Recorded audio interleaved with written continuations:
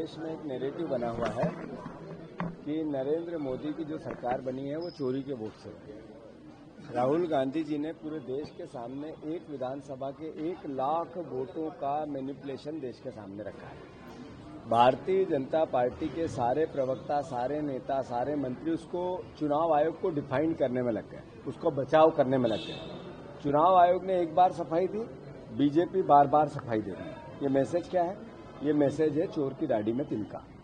एक देश के नागरिक को अपने मत के अधिकार का उपयोग करते हुए एक भरोसा होता है और उस भरोसे से ये 80 साल 78 साल का लोकतंत्र हमारा चल रहा है। इस पर भरोसा कायम है, इसीलिए हमारे देश के प्रधानमंत्री के पद की गरिमा है। जब लोकतंत्र पे से भरोसा हटेगा, वोट की चोरी होगी, तो आम जनता किस तरीके से उस घात को सह पाएगी? फिर देश के लोकतंत्र, भावी लोकतंत्र का क्या होगा, भावी भविष्य का क्या होगा? जो राहुल गांधी जी मुद्दा उठा रहे हैं, ये मुद्दा कोई राजनीतिक मुद्दा नहीं, ये कांग्रेस के लाभ या राहुल जी के लाभ या हानि का विषय नहीं, ये देश के आम नागरिक के भरोसे का विषय है, इस देश के लोकतंत्र के भरोसे का विषय है। ये वोट के मत का एक व्यक्ति एक वोट और अपने जनप्रतिनिधि अपनी सरकार चुनने का जो भरोसा है उसको कायम रखना है, तो फिर राहुल गांधी के अभियान में सबको सम्मिलित होना पड़ेगा। वो किसी पार्टी का, देश का नागरिक हो, किसी राजनीतिक विचारधारा से विश्वास रखता हो, पर वोट के अधिकार की लड़ाई में राजनीति से ऊपर उठकर आप लोगों को, हम लोगों को सोचना पड़ेगा कि हमारे भावी भविष्य को तानाशाही की ओर ले जाना है या लोकतांत्रिक व्यवस्था में रखना है। उसकी लड़ाई मध्य प्रदेश पर भी ऐसे हालात 100% है। हमने कल जैसे ही इसके ट्वीट किया है कि हम मध्य प्रदेश के वोट मैनिपुलेशन चोरी हुई उसका खुलासा करेंगे। 4 दिन से वेबसाइट चुनाव आयोग की बंद थी।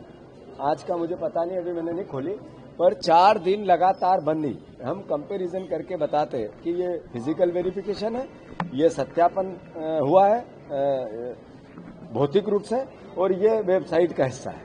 आज भी इंदौर में बहुत बड़ी खबर छपी है कि एक व्यक्ति के 10 जगह वोट है। भास्कर की एक खबर है, एक अखबार की।